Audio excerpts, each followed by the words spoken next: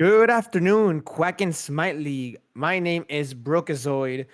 Joined here with Harry. Unfortunately, on the pictures that's not updated, but and Raptor is on the camera. Welcome to week five of the Puddles division. Today we have an awesome replay for you guys. We have the Falling Angels versus the Food Fighters. Currently, right now, we're week 5 out of 7, very close to the first playoffs. Top 6 make it out of 8. So right now, at this point, every game matters. So Terry, why don't you introduce yourself real quick? Yeah, I'm just the Terry here, backing up my homie Brockazoid for this cast. And yeah, you were talking about playoffs. It's the time to start thinking about it. You're getting into week 5, and you're looking at your standings and you're saying, okay, well, I really want good seeding. I really want to, start sure that I don't make it 7th and 8th. And if I'm the Food Fighters, sorry, if I'm the Fallen Angels, rather, I'm really looking at that and I'm like, we might be close here because they only have one win under their belt so far. And, being in 5th place doesn't matter that much when if a couple of teams, get a really good week 6, week 8, or sorry, week 6 or week 7, uh, they could pass you up and leave you in the dust. So they got to at least get a point here, I'd say. I'd say this is the time where, hey, you really want to pull ahead, want to get something, and no matter what that something is, you just got to be happy with it, take it to the bank. Obviously, you're always going to be playing to win. You obviously want all 3 of those points. That'd be a 2-0, but Fallen Angels are just going to have to fight for whatever scraps they can get out of this fight, especially against a team like Food Fighters. Oh no, it's gonna be very hard today for the Falling Angels. At the moment, their record stands at 1-3 on a 3-game losing streak, and Food Fighters are actually on a 3-game win streak. So opposite side of the spectrum. But the Falling Angels, if they want a chance to playoffs, they really need to secure this win at the moment. But speaking about securing a win, let's go straight to picks and bans and see what are they securing first. Yeah, to secure a win, it has to start early. You talk about games that are won and lost in the pick ban phase, and that's just not something you want. You want all the action to happen inside the server. You don't want to be outmaneuvered by your opponent early. Food Fighters are going to be taking the first pick here to start us off. It's going to be Odin. I need to swap over on my notes because last time I kept getting the team names wrong. We're not doing that again. I'm gonna just swap over on my notes real quick. But an Odin ban first. That's not too crazy, I'd say. I think that's a peculiar ban, but that might be a respect ban from someone specifically on the Fallen Angels. But a Karen ban early from the Food Fighters, I kind of like that actually. Oh no, I'm enjoying all these picks and these bands at the moment right now. Odin with the new changes to his cooldown plus his spear have been very powerful items in his new kit. But ignoring all that, the Food Fighters straight lock in. First pick Bacchus. Terry, talk to me about this. Bacchus being locked in. Ooh, okay. So yeah, Bacchus. So Bacchus is a very aggressive support. I assume we're gonna be seeing him support. It's possible we see him solo. Bacchus is a very aggressive support. He kind of just 1-2 combos you and forces you to have an answer for it. If you don't have an answer for it, and the carry is able to follow up, so you're really looking to get a good carry from the Food Fighters here. If you have a good carry who can follow up on the Bacchus aggression, you're going to be putting the other team in a world of hurt, and an X-Ball might just be the pick for that. And not only X-Ball, the Agni also is gonna have great follow-up to these belly flops from the Bacchus. However, in the same conversation, there in the enemy team, we have the Onhur Village, which are just 2 straight picks off the gate. A Willix with just so much pressure in the early and mid game, especially threatening those characters with leaps. That's gonna take the Food Fighters' decision making in their picks, because that pick was revealed so early. And then we have Athena, a support staple from the lower division. Hey, it's a great god. Global pressure, amazing CC. You can never go wrong with that god. Yeah, that was the one thing that I hadn't noticed initially, is that the Athena actually slipped through. Athena, a very aggressive support. Uh, Maybe not as, all in or nothing at all like Bacchus, but a very aggressive, being able to put pressure all around the map, and depending on just, what your team's looking like, and this looks like a team that could definitely get in there, definitely dive in. I mean, you have the Wukong, you have the Awilix. Those are going to be jumping into that backline, and Athena can also get back there, do a lot of damage with those backliners, or simply just, use the ult, not defensively, but in order to get to the fight very quickly and, put their body in front of their carry or their mage, who we still haven't seen yet, running not low on good mid picks, but, I'm really interested to see what Fallen Angels bring for mid. On the other side, Food Fighters round out the roster with Rat and Herc. Very solid picks. Maybe not like... I'm not a huge fan of Hercules personally, but I definitely see it going well, especially, if you are forced back into tower or need to, snipe someone out of tower. Hercules has... It's weird to say range on a warrior, but Hercules can definitely, has that displacement. He can definitely get you as the enemy out of your tower, or he can put you into their tower, or just simply remove someone from the fight temporarily with all that CC. I do like the pick if it does work out, but it's more of a wait and see. Is the Hercules going to really be able to land those skill shots? Is he going to be able to capitalize on all of his offensive capability? And speaking of offensive capabilities here, the Falling Angels lock in their draft with an E set. A god known for securing objectives as well and being an offensive threat. However, it was 2 seasons ago that this god was a support pick. The Falling Angels just lock it as their mid character. It is the pulse division. In this division, meta doesn't really matter. I think in this division you just pick what's best for you. However, what do you think? How do you think these picks shape up into a competent draft? Set's a character it's a character that I personally don't see a lot, and that makes me, I'm not gonna say like, oh, I don't know what a set does. Like, I do know what a set does. It's just a matter of I don't know how they fit into the grander picture of all of this. I mean, when I think of a set, I think, of that ult that gives you so much healing, so much, stabilize, does quite a bit of damage. So, I think, hey, kind of hang back, let them aggress onto you. I don't know how well that works when you have a Herc who's going to be able to displace you out of that ult, and someone like Agni who's going to be able to bombard you from a range. The Ratatoskar is also pretty wily, I would say, and so is the X-Ball. So they can get out of dodge if that set drops their ult, and they don't like their chances. Those are two characters that I really see just getting out of dodge, and you can't really stop them. So just as far as the ult goes, I don't know how much impact a set will have, but they do pack a decent bit of damage, and they are a relatively safe character because of the backpedal speed. I don't think they have any dedicated movement abilities, but still, just being able to backpedal really quickly while also dealing out a lot of damage can be really annoying if you can't just clip onto that asset and get the job done quick. I'm excited with that great analysis at the moment. Isak, great character that we've not seen before, but let's just stop talking about this and let's just get straight back into the game.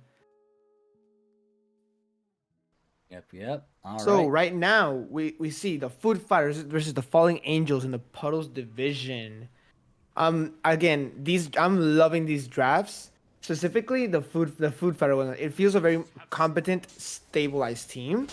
I'm seeing the Falling Angels' identity of having this early to make game pressure, but in this again we're playing Smite. It's all about the late game. Do you think that's gonna transfer into the late game compared to the Food Fighters? The Awilix and Sun Wukong definitely are going to transfer late. The on her as well.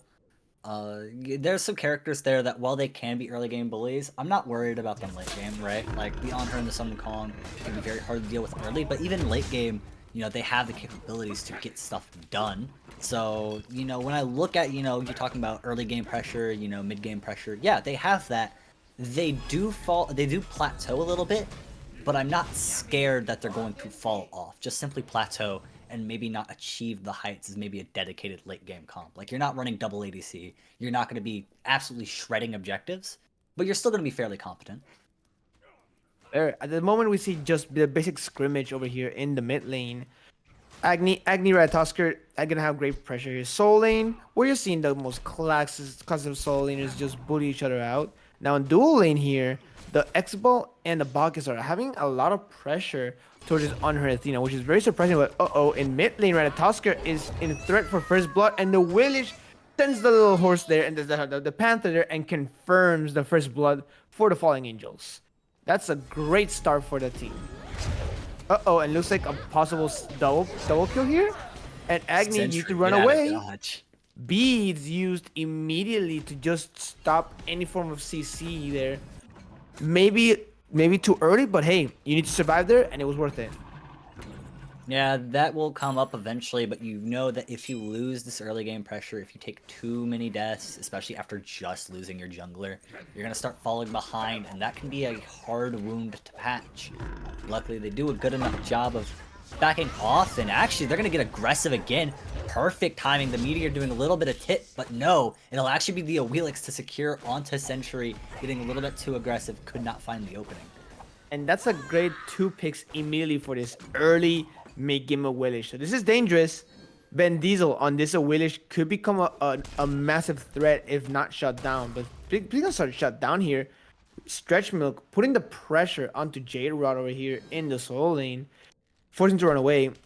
I think that this just becomes an aspect of Hercules is such a strong god in the early game that you just have to respect the damage he does until you get your items. Yeah, and until you get your ult too, as Sun Wukong, you can, early game, usually you're gonna not be able to take as many hits. You're more of an aggressive warrior for the most part. Really, a lot of your sustain and a lot of your defensive capabilities comes from your ult and your transformation, your 3. So you do have a little bit of defensive capabilities, but until your ult comes online, you're not super safe. You're simply, not completely vulnerable. So the Hercules is going to have to, use this time wisely, try to farm up, get as aggressive as he can, and then once Sun Wukong gets his ult, he's gonna have to respect him just a little bit more. And I completely agree with you in those points there. As a solo lane aficionado myself, I Wukong has been not my favorite pick at the moment. I think he hasn't fallen into the meta or how the items are the important items are in the meta. However, it still has a value of just having a second life, doing a lot of damage, and just getting away. So I'm interested to see how J-Rod takes this pick here into the mid to late game. Now in dual Senai, we hear Bacchus putting the pressure onto Athena. Unfortunately, no stun cannot be connected at the moment there. X-Ball and Bacchus have with Ratatusker into the air. Gives a knock up on the Athena. Athena with no dash cannot get away. And Ratatusker confirms the first pick for the Food Fighters on her. Used to ultimate to stop the beats. However, the Khazar gets the branching bola, confirms Red Sniper. Awilish rotated onto the dual lane here. Now, can get a chance to get a pick on this X-Ball here. Close. X-Ball 1 HP, but the stun just enough to peel off the Awilish. Uh-oh. Ultimate Dancing Moonlight's going on hard. Bacchus is a quarter HP, but our Awilish does not enough damage to confirm it. Now, Tropic Dak, playing a very dangerous game, knows that if the Awilix engaged onto Elliston, could maybe secure a kill and save the Bacchus. Kind of a 2-for-1 deal there. Instead, they're just going to respect each other enough to back away. But when you gamble with that low health, the Awilix also could have got a 2-for-1 themselves. So it's best that everyone backs away, doesn't risk the gambit. Not the time to be betting at all, because while you can come back from an early lead, just the demoralization factor and how annoying it can be, I wouldn't want to risk it. I'd want to play just a little bit more safe early on, and that's why you're going to see Stretch Milk kind of back away and let Tropic Dak, just proxy for the lane for a little bit, make sure that Sun Wukong doesn't get too much benefits. No, and it's as you just mentioned there with the Hercules and the Wukong. It's gonna be the classic soul lane matchup fighting of just each other. They're just gonna try to bully each other out. But Hercules now finally got the breastplate online, so I think this is where his power spike comes online into the gameplay, and he's gonna show a lot more dominance into this soul lane. But I'm more worried about this mid lane here. After that initial double kill that Awilish got in the mid lane, I'm kind of worried about Sentry. Like, he's a level and a half behind at the moment, and I'm just not seeing any support to help him catch up. Yeah, Agni is a safe enough god to where he can farm using his ult. He can ult minion wave. We saw him double ult camp. So I'm not too worried about Agni trying to catch up. Definitely safe enough to where he can farm. But what I am worried about is the fight about to happen here. Bendizo low HP, that I think was expended, and unfortunately just got Tropic Dart, got him. Athena ultimate being used on the Wukong. Is that gonna be enough to lock down this Ratatoskr here? Taunt comes in, confirm. Wukong is low on mana. Try to hit him with the Wukong. The cudgel is not enough. Agni's there.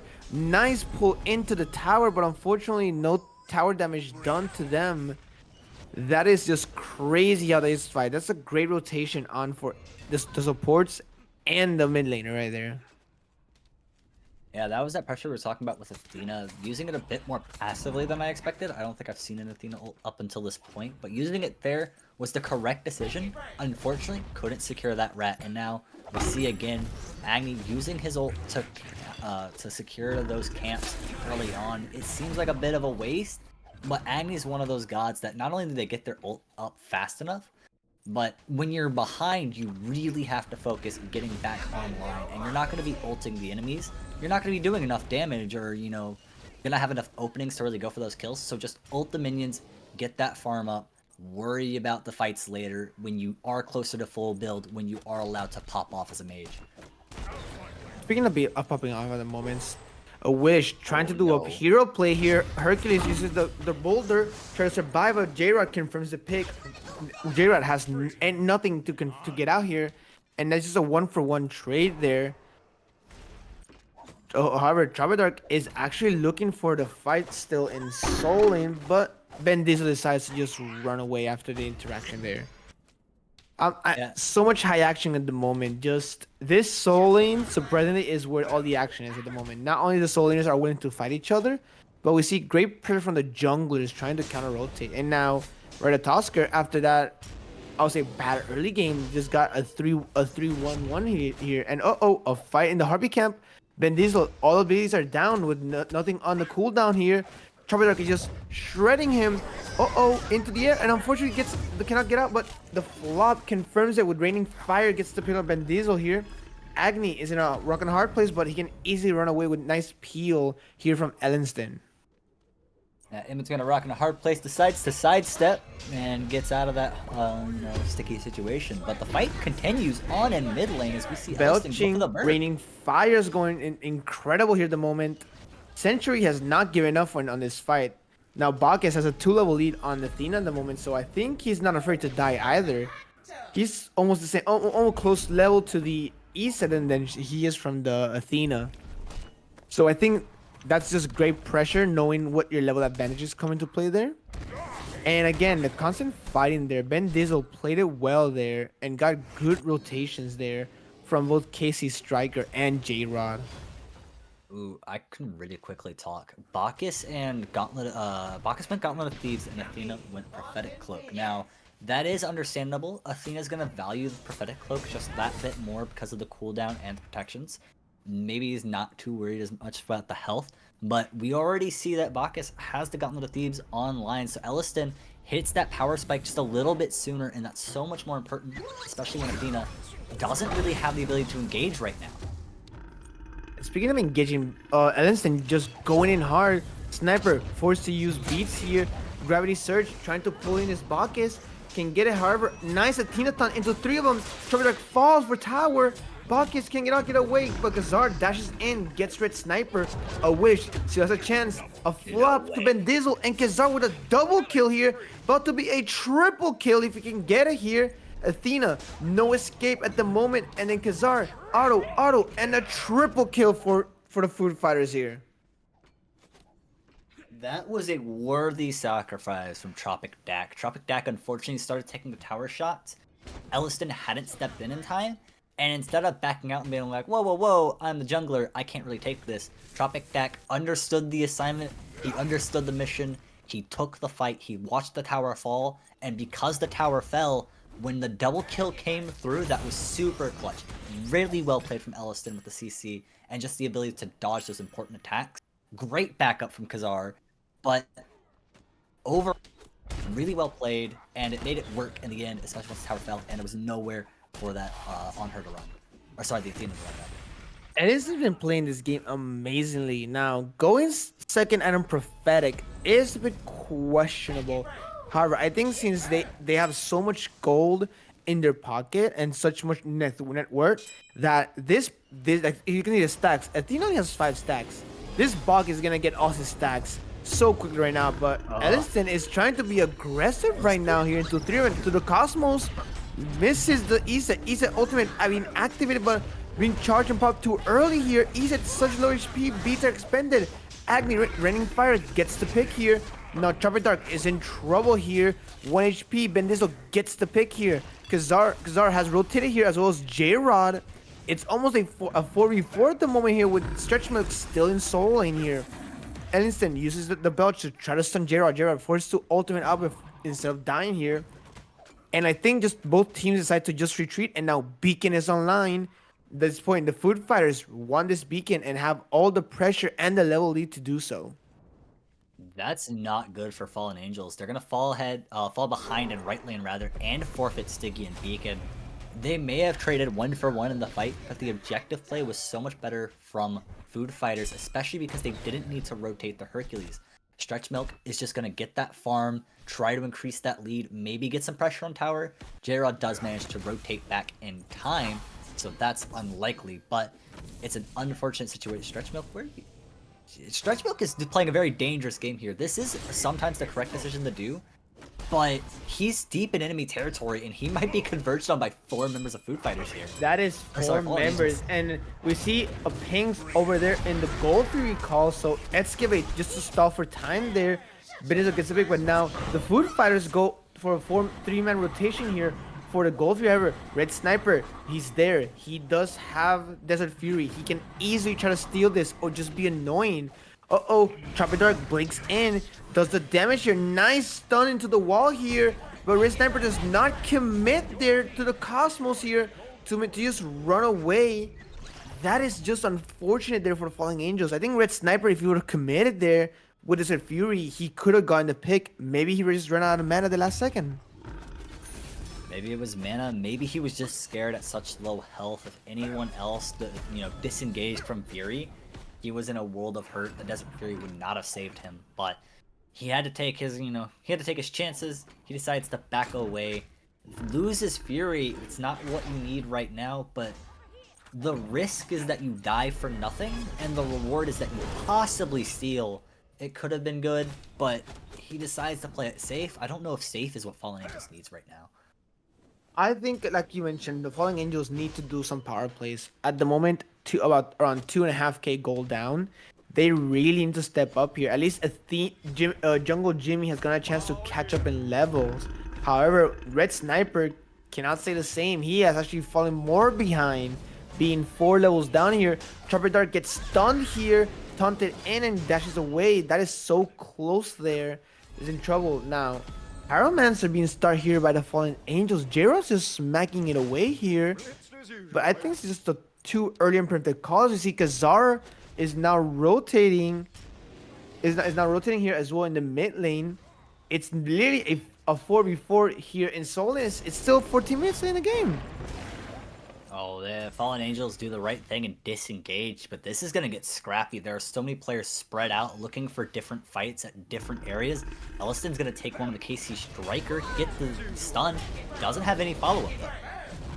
He said force to Aegis and beads the raining fire. That's such an important relic cooldown for the Food Fighters. Now they can just easily contest his Pyromancer, because if KC Striker tries to step out, he's just gonna get blown up immediately. Athena trying to make a hero play here as in a wish.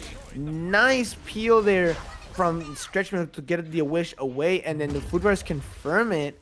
And Tatsuke being used by Elliston, he's trying to survive here, but Stretch Milk is just being the most annoying Hercules at the moment, just toying with Vin Diesel at the moment here, and the damage is irrelevant at the moment. Vin Diesel, he just leaped in, Escalate being used, Vin Diesel being hit with everything. Nice leap, and unfortunately not enough there. Wukong, somersault in here, Athena ultimate, Guardian of Olympus here. Stretch Milk is in trouble, but however, he's so tanky, he can just tank every single ability at the moment. And now with Raining Fire Agni here, he's just gonna support the team fight. J-Rod, no ultimate, no dash expended. Circle Protection just to peel away. And that was just a -1 there for the Falling Angels. However, Red Sniper did get a chance to farm up here, but was it worth it there to just use every single ultimate and relic cooldown for just one death? Teleport Glyph being expended in the right lane instead of being used to help defend left, but no, that fight was scrappy and all over the place, and Ben Diesel unfortunately died for...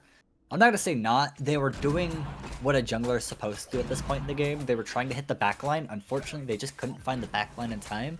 Instead, they found the Hercules, who was able to displace CC them and keep them busy while the rest of the team collapsed on them. That's your worst fear as a warrior or a jungle, is that you do hit the backline, you are doing your job correctly, but for whatever reason, the cards don't fall in your favor, and the rest of the team is able to collapse in on you. Unfortunately, they didn't have the support in place at the time, or just simply the fight didn't pan out the way they were looking for.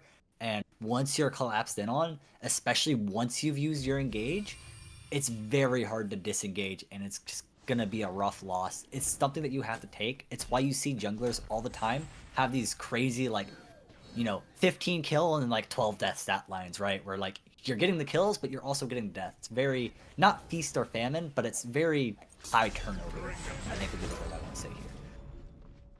Oh no, and Stretchmark is doing a great job here with his Hercules. Stat line does not show the pressure he's been putting in, the numbers, and just the presence that he shows at the moment. The Falling Angels cannot just get the pick here because he's just forcing every single interaction onto him, which allows them Tropic Dak to just go in there and get a pick here. But we can get a pick here. J-Rod's in trouble here. Forces Somersault to just get away here. And that's an important cooldown here. Athena being dragged into the team fight here. But now the Food Fighters can comfortably just take the Gold Fury for themselves here. While Hercules has 3 on them. Tropic Dak is trying to find a gank here onto Ben Diesel or Red Sniper. Excavate being used, misses the target at the moment, but Raining Fire gets the lockdown onto Red Sniper, and unfortunately to the Cosmos, and then confirms the pick with Raining Fire. Ratatusker into the air, can easily land onto this Isa here. Magical Protection just for the peel, but is that enough to survive there? Gravitational Moonlight be plucking the Elliston intoxicates just to get away on Ben Diesel, in trouble here. Bacchus ups on Athena jungle and gets the pick here. However, it's in trouble here for J-Rod. J-Rod has no abilities at all here. Tropic Dak, Raining Fire, confirms it now. X-Ball dashes in. Aegis Bees being used here. Casey Striker can be a hero, but unfortunately the collapse is too much, and that is a 4-for-1 for the Food Fighters and a free Gold Fury. Yeah, this is slowly, and I say slowly, but it's more like quickly, sliding away from Fallen Angels. They haven't been able to put up, the fights. They haven't been able to put up the objective play. We were talking early about how, are we worried about them, possibly falling off late game? Could this be an early game comp? And at first I said I'm not too worried about it. They, might plateau a little bit, but they weren't able to successfully bully enough early and mid game, which should have been their strength. Instead, now I'm looking at their late game and I'm just like, well, if they're gonna plateau and they're already so low, that's kind of bad. It might be they plateau and Food Fighters are left standing as the victor. Hopefully the Fallen Angels don't fall to their own hubris here. However, right at the moment now, we're getting close to the 20-minute mark. The biggest transition into the late game, Pyromancer, is an available objective for the teams here. Ellingston, level 15 already. He almost has star item once he gets enough gold for that. And the one thing that I just want to mention is just Red Sniper. He has been non-existent this whole game, and still is behind. But speaking of behind, Elliston in the enemy backline, trying to be annoying, trying to stack his prophetic cloak here to be as tanky as possible. Starting the Pyromancer, this is pretty ballsy here, just like with nothing down, but Kazar is just melting it like it's nothing. And Circle Protection misses, the Food Fighter confirms it, and now the fight is starting here. Xbox is chunking their striker into the Cosmos, chasing down the backline. Blink from Ben Diesel, J-Rod ults away, but the friend of Olympus falls down. Athena might be in danger here. Can easily get out. And nice positioning there for Gerard. Could easily leap over the wall. Red Sniper is just farming at the moment, but Fire Giant called here. This is pretty dangerous at the moment now. Do you think they have enough manpower for this? I do actually. I do think that the space that Stretch Milk and Tropic Dak have been able to, afford food fighters throughout every objective play has been enough for this. They have Elliston tanking. They have the Hercules, peeling. This could be it, but no, they actually look like they're going to disengage here and go for the fight, and that might be the play. And speaking of the play here, Kazar gets another kill onto Bendizzle. This X-Ball 6-0-8 just been on fire here. Agni being used to force the relics, but Jero with no ultimate. Mantle of Discord proc. That might be enough to get him out, and the Food Fighters confirm the Fire Giant, and that falls. Unfortunately there, the tankiness of the Warrior just saved them at the moment. But however, that's Fire Giant 22 minutes in for 4 people. As early as this Fire Giant is, it's not about the power boost, it's about the gold boost that this team is getting. The ability to now just take all the towers in the game and just run with it. Bacchus should have enough money in his pocket to get this Spartan flag. Stretch Milk trying to farm, get to level 20 as soon as he can here. He has unlocked the bubble. He immediately has 50% cooldown on this build. Talk to me about this Hercules build. It's going crazy. The new bubble item that's been updated in the recent patch notes. I actually, I haven't managed to see it. Did they remove the protection here? Oh, yeah. Okay. So, I just got confirmed. It's no more protection. Oh, yeah, no, that's... I understand. I'm sorry for Fallen Angels that they have to see this. This is not safe for your Smite lobbies, that's for sure. And oh no, this is not getting safe. Speaking of unsafe, Athena trying to do some pressure onto the Agni, but they can easily just run away. But however, they are grouped. Red Sniper is in position to start a fight, but I don't think it's enough because Bendizzle is in the other side of the map, just trying to farm for the team here. Kazar just has so much pressure here. He's being collapsed on though. J-Rod has no HP, forced to somersault away again. Stretch Milk has dashed in, almost no HP at the moment. However, Fire Giant should be enough to sustain here, but J-Rod is in danger here. Red Tusker has been chasing him down through the jungle. And I think the Food Fighters are thinking of this bird play. And instead it goes in to the Cosmos. Darkest Nights being used. Bomb being dropped here. Circle protection. The bird has fallen here. Casey's Striker is in trouble. And he falls for Century now. The moment everyone is so low here. The stun from Belch goes in. Red Sniper falls. Both backliners are down. The friend of Olympus goes in to help in Bendizzle. Bendizzle falls to Raining Fire here. And at the moment now, this looks like just game here at the moment here. The Food Fighters are walking in. They are not afraid at the moment here. Bomb being used here. J-Rod, no ultimate here. Gets Century but falls here. And now Athena is the only thing standing for the victory for the Food Fighters here. And as well falls. And now Kazar can just easily just help this Titan. And it's just game over. The Food Fighters are just taking game 1 by storm. An excellent play all the way through, ending it with the Via side into the Titan win. And Kazar, with a little bit of BM, gonna go take a visit to the fountain. I'm not gonna say I like to see it, but I always say that I'm gonna go buy potions. Go to the enemy fighting buy potions. And if you didn't know, the enemy fountain is a store. You can use it. And Food Fighters, they turn that lobby into their own little, little what is it called? Where you at the mall? The food market? No, not the food market. The food court. Food court, yeah, they turned it into their own little food court right there. It was definitely their lobby all the way through.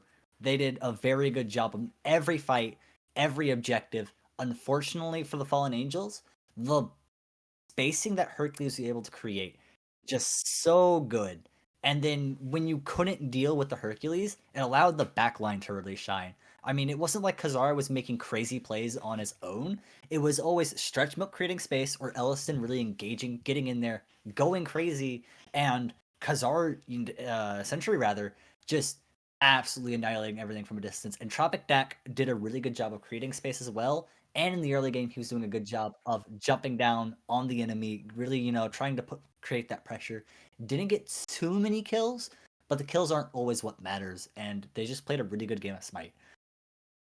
No, I definitely agree with the observations here. I think the biggest issue that the Food Fighters showed, that the Falling Angels had, was that they just could not use their draft to their potential. They got a great early lead. However, that was not enough. However, the Falling Angels are not out yet. They still have game two. So let's take a little short break and we'll see how game two goes from Food Fighters versus the Falling Angels.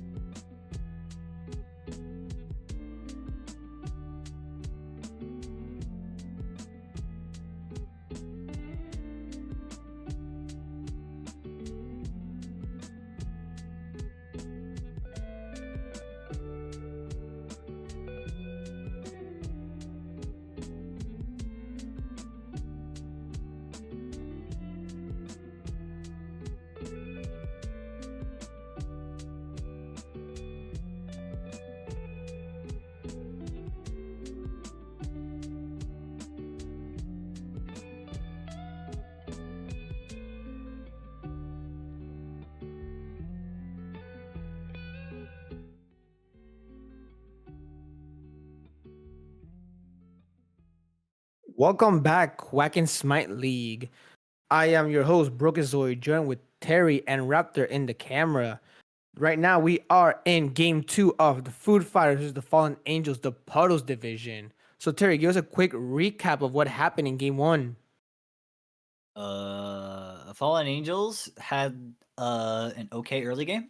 They had some good looks, and then Food Fighters said, "We're allowed to play the game now. It's my turn on the Xbox," and then they never gave it back. They just took it to their room and played it all night. Fallen Angels could not find their look into the game. They kept trying to find fights, and the Hercules would just say, "No, you stay over there. Not your fight." And then whenever it was the time to fight, it was so hard to deal with the frontliners from Food Fighters. They just did an excellent job of peeling, of engaging, displacing, just really being annoying, and the damage came through and did numbers. So Food Fighters, they just showed a really good all-around game. Fallen Angels didn't really have the answer. I'm not gonna say it was a pick ban issue because there was a lot of things that Fallen Angels could have done better. They could have, really focused that backline a bit better. But I think this time around, you want to find the tools that are going to help you cover your weaknesses there. I want to see maybe a Than or a Thor, simply just to get over the top and not have to worry about all that peel and just really just dive in on those backliners, really make their lives just hard to deal with. And speaking of aspect, let's just dive right into picks and bans here. So we have now the Food Fighters taking first pick again. Looks like the Fallen Angels really like that second pick at the moment. So after that game one, right now the biggest threats in that game were that Ratatosker, the Hercules, that Shibulanke. Do you think those and the Agni? You think those characters are gonna go back into the next game, or do you think it be banned out? That's up to Fallen Angels, but it looks like, wow. Okay, we're not dealing with anything that we saw last game, are we, Fallen Angels? You're just gonna ban out the entire comp you saw last game. I'm here for it, sure, but there's the devil you know and the devil you don't. You are gonna ban Kuz, so there is still going to be the Awelix up if they choose to take it. And Thoth, something the Fallen Angels banned last time, I believe, this time left up and sniped off the board very early. So very nice. That's what happens when you ban out the gods that you dealt with last game. You're like, I don't want to deal with it. You're gonna have to deal with the things that you didn't want to deal with in the first place. Thor, something that I said would really help Fallen Angels put on the board very quickly, as well as that Hachiman, a very strong carry. So Fallen Angels really getting their money's worth with the double pick at the very beginning. No, and it's crazy. Having the artillery mage of Thoth it's the similar approach as playing with an Agni. So I think the Food Fighters, I think it's got an upgrade with the Thoth. It's not as safe as the Agni, however, it still does incredible damage. Athena Cthulhu double guardian front line. That's gonna be very interesting to see how that plays off. Stretch Milk on Hercules was such a pressure pick. Now Cthulhu Guardians are so strong right now in the meta that's basically the same pressure pick. Yeah, Cthulhu doesn't have the same displacement capabilities as Hercules, which is strange because Hercules is still on the board. I wonder why we aren't seeing it. Food Fighters maybe just saying now that they do have the Thor, that they can't peel as easily as they want to, but I don't think that really, situates not needing the Hercules. It worked so well last game. Maybe it was just a one-time thing. Maybe you wanted the Cthulhu this time around. I don't have if Cthulhu was banned. I do believe he was. He was banned by the Food Fighters in game 2. Okay, he was banned second. Okay, interesting. The Karen ban also from Food Fighters I find interesting. Kazimbo's gonna be not super similar to Karon, but I do. Oh, that's a double.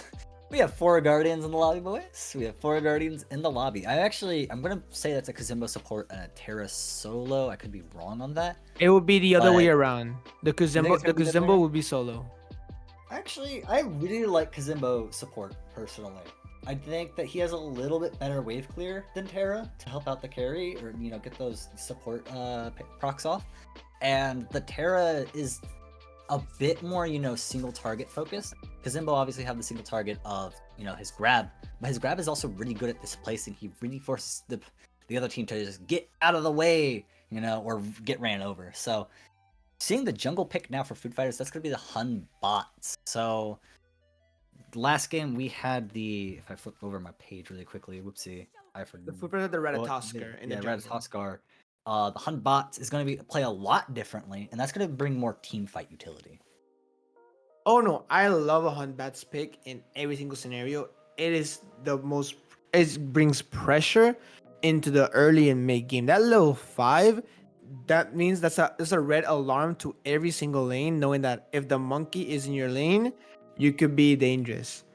Now, Izanami. That's a guy we have not seen in a while. Great lane clear, great lane pressure. However, can he outmatch the Hachiman? We'll get to see that in when we get to the game. But now, last pick for the Fallen Angels to lock it down, Poseidon. They're just pulling out all the pocket picks at the moment. We have the Izanami, Poseidon, gods we have not seen in a while. Well, Food Fighter's been Amazon Cobb and Janice, which are two very strong mid laners. You know, you remove the double carry from the equation. You remove Janice, who is an artillery mage, really just blows you up from out of nowhere. And isn't super safe, but a good Janice can be really hard, finish. So when you see that your pool is kind of drawing up, you don't have the Khan Agni, don't have the Janice, and you're like, oh, what do I bring? What really hurts out of nowhere? Well, I guess a Kraken hurts out of nowhere. I don't think that this is bad, because Terra has a CC, a really good lockdown CC, Kazimbo has some lockdown, Thor has some lockdown. All of a sudden, you're looking at the Poseidon Kraken, and once you're walled in by the Thor or slowed by the Kuz, Kraken gonna make quick work of you. I'm just saying, you might end up being a fish food fighters, but gonna have to see that in the game, I believe, Broxoid. And I agree completely with you. So let's get right into it. Let's see game 2, Food Fighters versus the Falling Angels. Who will emerge victorious? Will be the Food Fighters taking a 2-0 clean sweep, or will be the Fallen Angels trying to climb back from the depths of hell? Now, the interesting thing about this double Guardian pick, at least for me, is that neither of them are too engage heavy. I'm just double checking. You were right. Terra is going to end up being the support pick. Not my personal preference, but I just am bad at Terra for whatever reason, so I can't say anything. This is a really good early taunt to maybe get some damage off, but it looks like Kazar might actually be in trouble here. I think Kazar's the issue. I think Jimmy's the one in trouble here. Izanami slows. Every single auto's connecting here. So close. Almost 10 HP there. Incredible pressure. Back to the point where you were saying with Terra. I'm the opposite. I love Terra in support. The previous meta, I think she was not in a good spot. However, now with her quality of life changes, she is so strong in the early game, because now you can easily break your monolith for so much damage immediately. Speaking of damage here, the dual lane is just pelting the support here with every single auto. I'm worried here about Jimmy here. About Jimmy, he's playing so aggressive. This could be dangerous. It could be a call out here for Dak to just rotate into the dual lane. But Ben Dizzle's looking... No, not going to chase, actually. They will get the call at Tropic Dak is in the left jungle. But he can just grab the Naga over here. He's not too worried about making something happen if the Fallen Angels aren't going to give it to him. Instead, just going to secure what he can and rotate around. Something that I noticed about this Poseidon pick is that Whirlpool Cripple might get tons and tons of value when you talk about just what the enemy comp is. There's a lot of issue dashes from Food Fighters, right? You have the Thoth dash to let him escape, the Hun bots engage, even the Athena, whose dash is very telegraphed. That cripple might do work, but you have to use it preemptively before they engage on him. Now, like you mentioned, there's 5 dashes on the Food Fire, so this Poseidon cripple is gonna be amazing. Now Dak trying to be a hero, trying to steal the back camps. Unfortunately, does not get it, but he is forcing a fight here. Bendizzle, nice steal, completely. I thought that was Bendizzle's back camp, but I was completely wrong. He stole their Dak's backs. Dax backs. Oh, that works. There you go. Hey, it's like we're casters or something. We talk okay, believe it or not. Oh, speaking of okay, that was a pretty good Thor stun. That's gonna actually allow them to secure this middle camp. And oh no, they leave it with 1 HP. Food Fighter's gonna be able to pick up the scraps there, but Stretch Milk might be turning to scrap meat. Oh, gets away. Watery Grave to confirm the blue buff. That's so unfortunate that Stretch Milk cannot hit 5 there. I'm surprised that Kazembo hit for 5 first. Could it just be just one minion that was enough? Or he stole the minis to not allow Stretch Milk to get to 5 there? Because Into the Madness would have been a great power play there. Ooh, that XP for a minute. To fight there. Now, dual lane here. I'm excited to see how this goes. Athena trying to get a pick with the taunt. Unfortunately, too far away. And Kazar and Edison just going to get the farm. I'm sorry about that. This dual lane, like I mentioned, Izanami is just pure power pressure. Now, are we going to see that in the mid game? Or would Red Sniper take that lead afterwards? No, the real big issue about Izanami is just how quickly they clear wave. They clear wave and then they're good to fight you. Like right now, wave's gone and so are you. Goodbye, Red Sniper. Not even time to react. And that's what I was talking about. The wave is gone instantly because Izanami has such a good clear. And then once the wave is gone, you have to pick, alright, well do I focus on the Izanami who will just kill me? Or do I focus on possibly, you know, trying to get my wave, or do I have to back up and play safe? It's almost always you have to back up and play safe early game. Even though Izanami does do fairly solid late game, you have to respect their early game way too much. And in that case, Fallen Angels didn't understand that the Izanami could engage as well as they could, and they paid a price for it. Red Sniper has been in the end of just being of so many pummels. Game 1 and now game 2. Hopefully Red Sniper has a better pick now with this Hachiman and will not fall so early too much. Last time he was 3 levels down. It was a repeat here, but speaking of repeat, the Send to Madness being activated for the first time into the game. Stretch Milk wants this totem and he will fight for it. Yeah, but once the Send to Madness is over, J-Rod has a lot more fighting capability, still has ult up. Stretch Milk is gonna actually... Oh no, Stretch Milk is gonna try to go for jungle camps, but might get punished here for it. Ben Dizzle with so much damage, J-Rod not able to follow up. But this Thorol, he's looking, but he's not gonna like what he sees. 4 players from Food Fighters are here, and that's his cue to get out of dodge, go back to farming, and let his other lanes get the pressure up with that rotate. I think that was so unfortunate for Ben Dizzle. If he had the Jotun's Vigor or the Jotun's just upgraded there, that would have been enough damage to guarantee the pick on Stretch Milk. Stretch Milk has no physical defense. That would have been an easy pick. Izanami leaps away, barely away, in case his striker was looking for that Kraken. Now, easy do a purple buff steal. Jimmy and Edison are fighting for this Dark Portal being utilized here. Okay, Striker falls for the Falling Angels with Kraken still in the pocket. Is that just a complete miscalculation of the damage? I don't think they realized that Izanami could rotate as well as they could. It just was over there in time in that Dark Portal to secure the Void. They just wanted a Void. That's all they wanted. As Fallen Angels wanted the Void, try to bully Food Fighters, get their, you know, XP and gold up, and instead they pay the price for it. Ben Dizzle might pay the price for it. Elliston going for the engage will not manage to punish.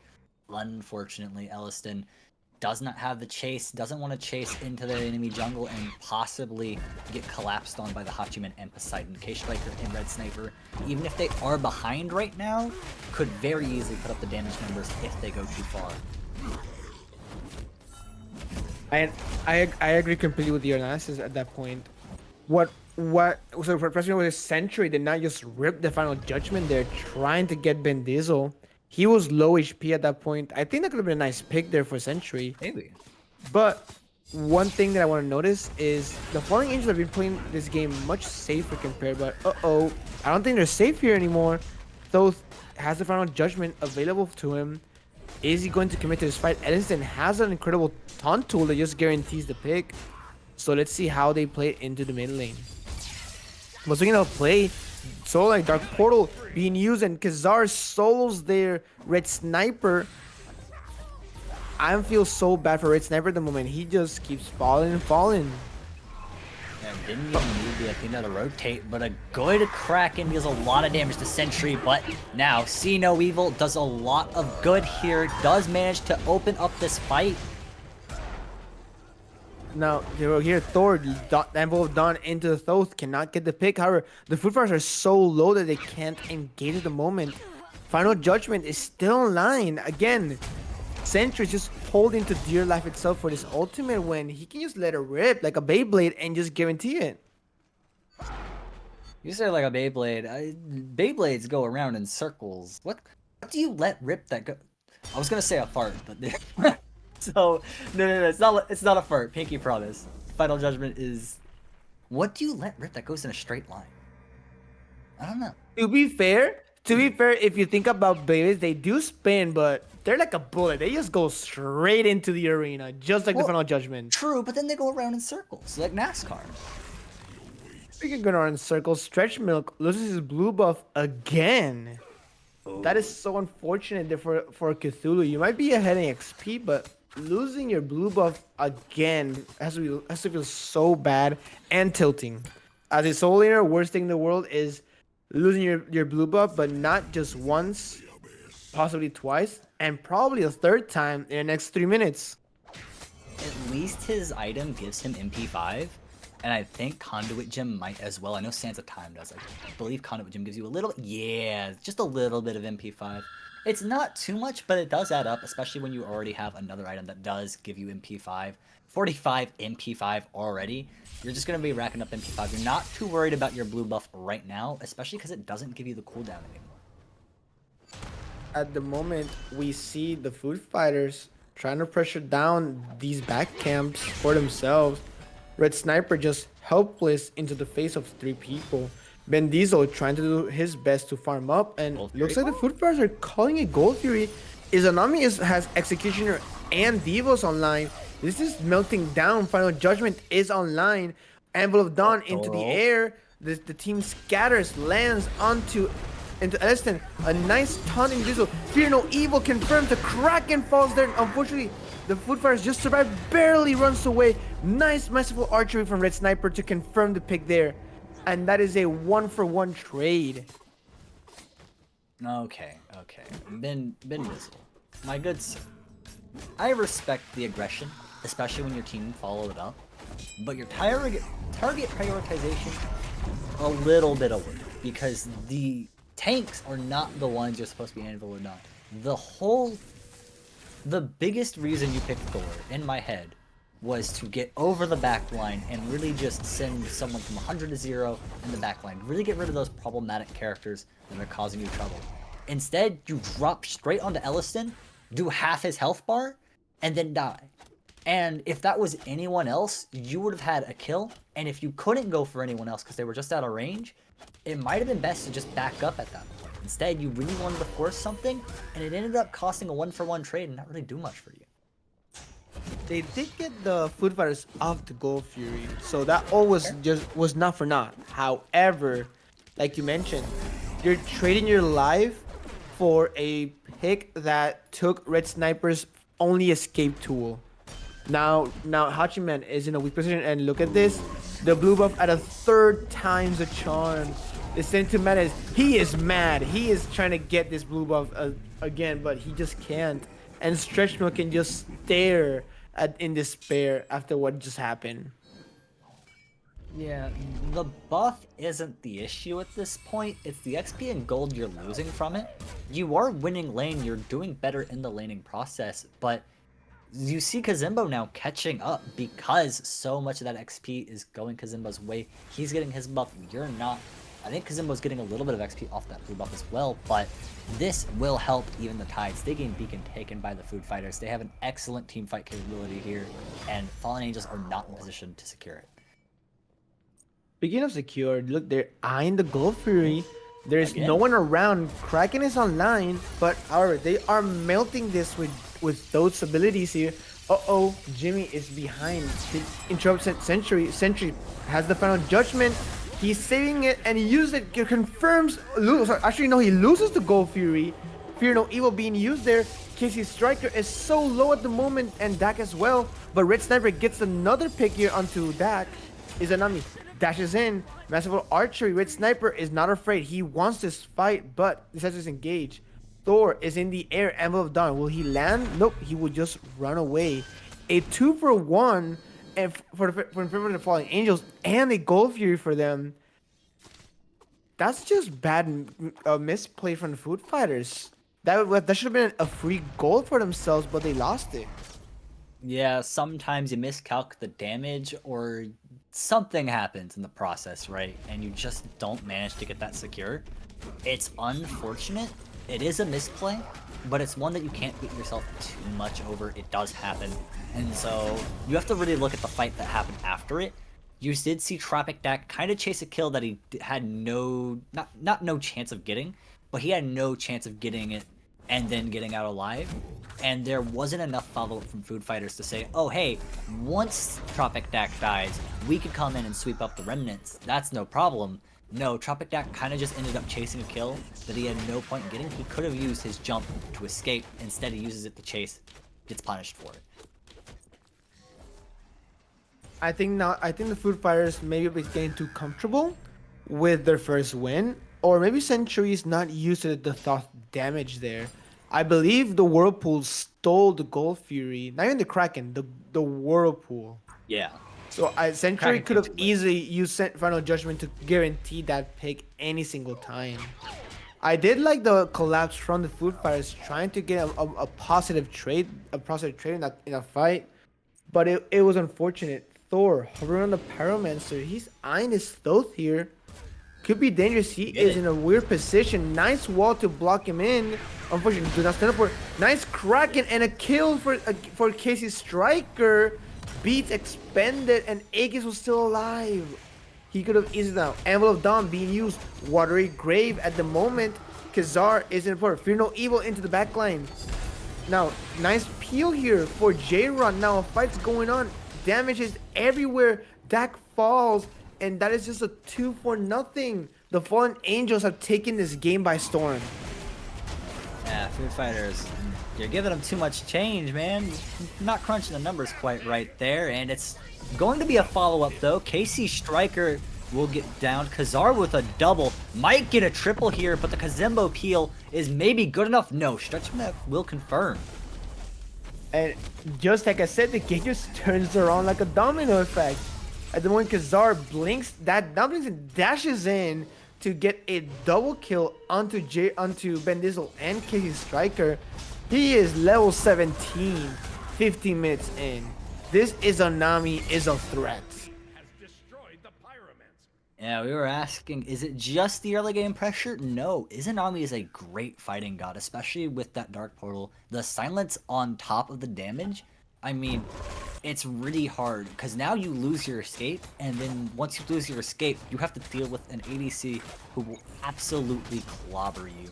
And that's what this Izanami's been doing. Kazar really showing off how strong the carry role can be, and not forfeiting any picks, showing also how safe Izzy can be. So really well played from them. Tropic Dak trying to get some revenge from the other side of the map, dropping the Void of Fallen Angels, stealing that XP, and the Void is so much more of an impactful buff than the Mana Camp, especially at this stage of the game. You know that Fallen Angels are going to be hurting, because that does decrease their fighting potential, especially as this Fury comes back up.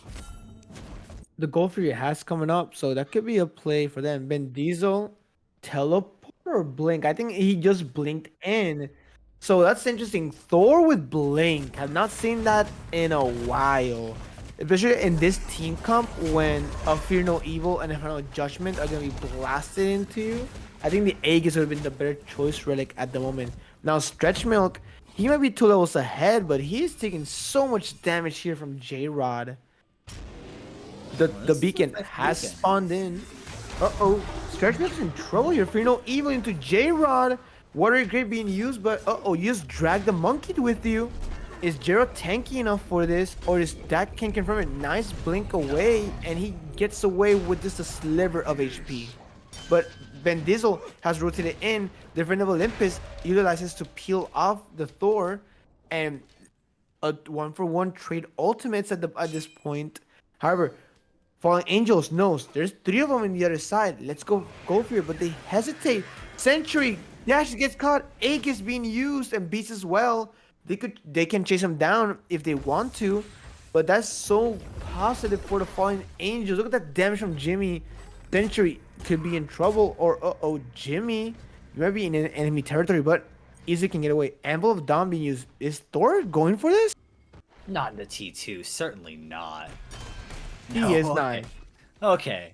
Then Dizzle was giving me a little bit of a fright. I think he saw the Athena and the Hunbots pull up and was like, maybe not. Maybe I'll leave. It's okay. We can both go our separate ways, because if it was just maybe the Athena, I can see maybe engaging on that, getting the kill, and then getting the heck out of dodge. With the Hunbots there's just no way. You'd have been way too low. It's just too scary of an idea, too frightful of a thought. You know, it's just some fights you gotta take, some fights you can't. Just really quickly looking at, you know, builds here, and oh, never mind. You know, you'll being used. Sentry falls, unfortunately, and trades his life. Hey, you take those trades. When you're in the bad positioning as where Casey Striker was, you take that trade. But Stretch Milk in trouble, being melted by J-Rod and the Thor here. Once this Into Madness is over, this could be dangerous for Stretch Milk. But look at the other side of the map. The only Fury being catch Terra. Unfortunately, this is the ultimate mission. Basketball Archery, Dark Portal, the Food Fighters confirm the Oni Fury, but Athena barely gets away, but Red Sniper uses only escape tool to try to confirm the Fury, and now Jimmy will pay for his life as well. Jimmy still has a chance to get out here, especially with the team coming to back them up, and will indeed manage to get away. Stretch Milk now with the full, trying to take this tower. Kazimba will rotate J-Rod, he'll be able to defend, but this fight's still going on. Here comes the Athena ult, but no engage. Used simply to make sure that Dak gets out and to poke and prod at this fight. That's been my issue with this Athena, is every time we've seen their ult, it's either too late or it's just not aggressive enough. This Athena could be so much more aggressive, so much more impactful taking these fights. And here comes an aggressive Anvil of Dawn to go for this fight. Nice play from Ben Diesel and Casey Striker, combining their ultimates and forcing relics. So Hun Bats used the beast to try to escape. However, Casey Striker knew the path and cracking him into destruction. Great synergy. We want to see this in late game. We want Ben Diesel and Casey Striker to synergize these two ultimates to just win the game. Now, is it gonna be possible? Right now, they're at a 5K, almost a 6K gold deficit, but the Fallen Angels want this Cthulhu. Stretch Milk is just hated at this point of the game. He's level 20. Now Watery Grave being used. Thor melting with the hammers, but a 5-man rotation just for Stretch Milk. If I was him, I would be livid. I mean, at this point, to kill a Cthulhu who's, you know, capped out, level 20, building full defense, you gotta. I mean, it's just so tanky. Descent into Madness doubles your health bar, I believe. That's a lot of HP and a lot of protections to get through. You need some serious damage, and the rest of your team is behind. It's needed. That being said, they will manage to avenge Stretch Milk in some way. Getting Pyromancer's a nice consolation prize. And that's enough gold to buy flowers for your friend's grave there. But not a lot much else. I think that's a fair exchange. That bomb may come in handy though as we start to fight for these other objectives, these towers and phoenixes. Now, 2 bombs in the pockets of the Food Fighters. They comparing themselves with the Falling Angels. I think both teams have great offense and defensive sieges. The Fear No Evil, the Final Judgment, Descent to Madness. Those 3 ultimates the Food Fighters can utilize as an advantage into the fight. And then Falling Angels, Watery Grave, Anvil of Dawn, the Kraken from Poseidon, and Terra's Earth and Fury is gonna be just enough to again be offensive or defensive. So at the moment, it's a game of if a game of ultimates. Which ultimate is gonna be stronger here? But speaking of stronger, Kazar's just destroying J-Rod here in the soul lane. Oh, that's a missed ult, but there's no way J-Rod gets away, right? There's just no way. But Okay, the well, never mind. You revenge! can escape The Kazar. revenge 5-man rotation. If you look at the video, that was a revenge 5-man rotation and a call to the Fire Giant now. Once that Watery Grave has been utilized, Centuries in a weird position. There's no wards at all. Jimmy's just staring at this throat at the moment. I think it's a ballsy play here. Fear No Evil being used to peel away, but is it worth it right now? They have the sight line, but now they know that there's two players of Fallen Angels separated, and they're going to try to collapse in on this. The Poseidon's getting chased in the way, and that leaves Jimmy and Red Sniper alone in mid lane. But this, either the Poseidon is like very slow, or this Cthulhu is a bullet. He's chasing down Casey Striker, descending to madness, chasing down the backline. However, he cannot tank the Phoenixes just yet. Red Sniper is pelting this Cthulhu here. Shell being used, envelope done. Doc going in. Fear No Evil is still down after last time. Now Terra, nice stun here. Watery Grave. Now, listen, so low HP at the moment. He dashes away with just 1 HP, and 3 of them are there to defend. Dak is in a weird spot at the moment. Blinks away to escape the whirlpool, and I think here the Food Fighters just escape barely with their lives here. However, Doc is still in danger. Kazar alone in the fight. A nice Kraken to get the pick here, and that's a shutdown on the 7-1 Izanami. Doc falls as well for the Thor wall combo. Stretch Milk in a weird position. No descent into madness anymore. He is a sitting duck at the moment, trying to run away. Shallow Grave being utilized again.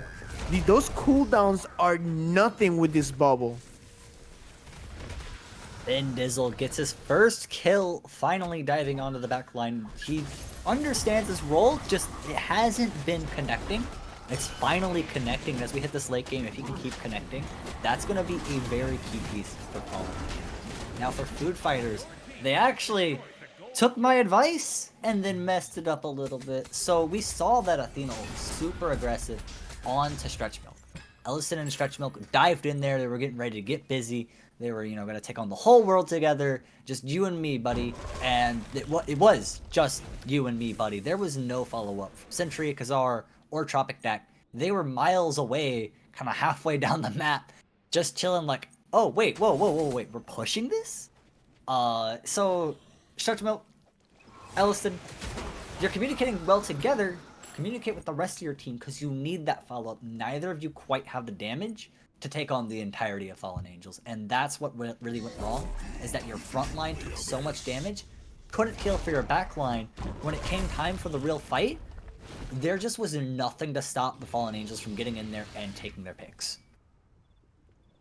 At the moment, we see only a 2k goal lead, but if you really think about it, the goal disparity falls mostly on the Izanami being that was so ahead. Compared to the rest of the team, everyone's more like even. I think even the Fallen Angels are ahead almost in items compared to their counterparts. The one thing I want to mention here is Thor. I think he just went the wrong starter item here. Unless he goes a last item cooldown item, he is not benefiting from the nice prots of bubble. 40%? Yeah, that's... He has 40. He needs an extra 10, and unless you go a weird cooldown item, I don't know what item gives you 10% as a jungler. Ooh, it's a good question. So I think it could have been a misplay on a starter item here. They should have been Boomba Spear or Hammer. You could build a little bit of defense here. It's not my preferred play, but a little bit of defense to help you survive the initial damage from the backline. So maybe I really like the idea of a last pick defense item to give you a little bit of cooldown. It may not pan out the way you want it to, but you're not getting the kills. You're actually playing more of a peel, more of a warrior role. Oh well, bye J-Rod. I thought Guardians were supposed to survive damage, but he gets sent, back to the shallows. We're back. as as My bad. as the falling angel is trying to run away here. Jimmy is such in a weird spot. Earth and Fury being used, but immediately gets decimated. Bendizo tries to run away, but Cthulhu can easily chase down. What a great wall to peel away Casey Striker. But Red Sniper falls into Century. This is the Food Fighters game to lose. Right now, Izanami so much lead that they had. This Kuzenbo is so squishy at the moment. Yes, he has 3 defense items, but that's not enough compared to the damage that Izanami is gonna pull out. Watery Grave can tank as long as you can. Dining gonna save you. Now, Cthulhu is still around here. Bendizo try for the steal Anvil of Dawn. Will he go on the backline? No, he will go to his own backline and just run away. Good call, Bendizzle. There was no other call to make. You're looking at the entirety of Food Fighters who now have Fire Giant buff, none of them particularly low, and you're going, guys, should I go for? Yeah, no, you're getting the heck out of Dodge, and actually no, he's back around in this neck of the woods looking for a pick. He actually sees Elliston, stops the back, and is now maybe looking for a fight here, but the only fight is for the beacon, and they don't look too keen on contesting Khazar and Stretch Milk. Khazar has been an absolute unit, and that is not someone I want to fight without the help of all of my friends. This is just sorry, I apologize. I lost a bit of my train of thought the moment there. But highlighting the pressure the Food Fighters have just been demonstrating the whole game at the moment.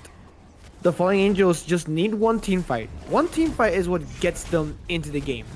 Now, is that gonna happen in the siege, or it could be like this, just stealing the Fury with just a little hammer? But no escape. Athena coming in hot, nice. Oh, the cooldowns are crazy here, and he gets out with a sliver of HP there. That was just like the perfect cooldown on the hammer. Wow. Talk about getting away with, well, in that case it was Stever. You got away with stealing. Sorry, Theory. Not caught stealing this time. J-Rod, again, getting really aggressive, trying to engage, takes a lot of damage. Final Judgment used the Kraken expended. The bird falls immediately. Stretch Milk is half HP, but the damage is just enough. Jimmy is in trouble here if he cannot get away. Gets safely to base. Now, Midbird is probably being eyed out here for the Food Fighters. That is just so much went on there. Finally, we see a final judgment confirm a pick at the moment. Second kill for Century. Stretch Milk TPs in full HP. Possible siege into the right tower, and then the bird if that's the next option. Looking at itemization, like you mentioned, Jared is so squishy. He is getting obliterated by this Izanami. I think that has more to do with Izanami's pin. I mean, we talk about Quinn size, the I'm forgetting. It's not Executioner. It's the Morningstar. It's Dominance. Yeah, Dominance. There we go. So we got Quinn size. We got Dominance. That's Executioner there. That's just so much pin. That's just, your protections don't exist, and J-Rod isn't prioritizing physical procs. He is now building more into it. He's gonna build that not anti-crit item, but he's gonna build more physical procs. And that's gonna really help, but it's gonna come on a little bit too late as he's just getting popped like a bubble. It's unfortunate to see, especially when it's the person that you're relying on to engage, but that at the end of the day, that's the job of the carry, and when you have someone so farmed up, has such a gold lead as Khazar does, that's what's gonna happen. That is why carries are that's why they're called carries, because they can carry you to victory. You just gotta feed them, and they grow into animals. They certainly do. Now, almost full build for every member of the Food Fighters. Just missing that final item. Humbats now with Bubble, 50% cooldown on his Fear No Evil. That is insane. You can Fear No Evil twice before the third before their beats come up again. Yeah, that's huge. Thor also hasn't shown us what that fifth item is. Now, we were talking about a potential protection item. Them showing what it is possibly means that they are also confused as to where their build is supposed to go. Point. They might be looking to sell something. Would be my only other guess, but no, they're gonna actually build into. There's no cooldown left. That's That'll Titan's be Bane, that'll be Brawler's Beat Stick. Crusher or Bane. Yeah, Crusher. Not so. Could be Brawler's Beat Stick possibly to help cancel out some of the healing factor from Izzy, and only Izzy. So maybe probably not. Oh, I thought it was only an HP buff, but healing it is Nope. ultimate. Okay, okay. Cthulhu heals on his 3 when he like stretches out. I see. All right. Well, yeah, could help. Could help, but I don't think that's really what you're worried about. I'm worried about the 2 bombs in Cthulhu's pocket, to be honest. That's basically enough to take a gold, sorry, not a gold fury, a Phoenix on your own. Just 1 bomb, 2 bomb, alright, I need to slap it a couple of times. And if I have any friends behind me, oh no, this is a fight. Picking up behind, Stretch Milk doing his best to zone out and keep everyone from the Falling Angels in their own backlines. The Fire Giant has been pulled. Izanami and Thoth are melting this Titan, this Fire Giant. This could be dangerous. Casey Striker does have a great steal potential, but what a chance that he can get even close at all. Now, Dak goes in. Fear no evil. Crack into this to melt. Dak is so low, but now Striker has to run away. Watery Grave to try to peel off as much as he can. Dak falls to Bendizzle. Sentry here, but Casey Striker falls to Kazar. Nice pins there, but defendable Impus to the mitigation. Gerard falls. Now, Sentry, alternate timeline. He can still get away. He can start with a double kill, a triple kill. Red Sniper gets the confirm and the quadra kill for the Izanami, and that is just game over. For Food Fighters take the lead here, and it's gonna end the game with just a 2012 game, a 34-minute match. Yeah, they don't got a lot of health, but it doesn't matter at the end of the day. Oh, what are you going? Oh, you're pulling the minions. I was a little bit confused there. Oh, they're just walking. Never mind. That's an unfortunate way for Elliston to die, but at this point, you just need minions. You just need a little bit of peel. You can actually, whoa. Hold the phone. They do get this, right? No, yeah, they do. The minions got it. Okay, here comes the minions. Okay, the minions got it. Okay. Stretch Milk does fall, and I was getting a little bit worried for a second. And that is just game 2 for the Food Fighters. Unfortunately, the Falling Angels could not climb back up and have fallen for another week straight. Eating good. All right, I'm done with the Food Fighter puns. We're done now. I'm just saying Kings of the Food Court. Never mind. I'm not done. It's too easy to make puns here at Quacken. We also saw Poseidon. Not enough good Quackens. If only there was a Quacken skin. Maybe then. But Poseidon, not good enough there. Just the picks that were brought out from Fallen Angels and just the overall team play, they showed really good team play early. There was a lot of abilities that had great follow-up very quickly. It was like, wall, straight into Kraken. It was, I'm going to do this, and you're going to follow up behind me. That follow-up did not exist in that late game. In those team fights, they did not have the ability to engage well and follow up on those engagements, especially because J-Rod couldn't engage. He had physical prots, but Izzy was so fed by that point, it didn't matter. At this point with 20k, the chances that Izanami possibly had that 3k pot in their pocket could have been already the case. J-Rod is just keep getting melted. 32,000 damage for this Izanami, but this Stretch Milk was showing so much pressure. This Into Madness was so scary that you would think that Hachiman would melt him with the enhanced auto attacks and the kin size, but unfortunately, I don't think Sniper had the opportunity at all to pop off this game. Striker did an amazing game with his Poseidon, but there was no coherent team fighting. And I think that was the main issue with the Falling Angels. If they really want to get a chance for the next week, they need to tune up these team fights. They had the greatest draft. I think their draft was better. Maybe not the Kuzumbo, but the rest of the characters were perfect with the draft that they wanted to about team fights, ultimates. Yeah, there was nothing inherently wrong with their comp. That's what makes the results not confusing, just disappointing. I do think they're gonna go into next week Sorry, gentlemen. They are going to go in the next week a little bit better. They're going to take what they learned here. They're going to say, hey, we have a weakness in team fighting. And I hope they just roll that in the next week and say, hey, we really need to figure out how are we going to take these fights and take these fights well. If they do that, they still have a chance for playoffs. Otherwise, they may not even make it. Hey, don't talk like that. The Fallen Angels still have a chance. They just gotta Still have a believe, chance. and they just had to tune up their game plan. They showed promise that game two. Game two, they had a lot of promise in that mid game. Those objective steals, those rotations. They have a chance, so it's not over yet. However, this cast is over. So thank you so much for watching. I've been your host, Brokazoid, with the Terry and Raptor on the camera. Have a good night, Quacken, and see you next Friday at 8 o'clock.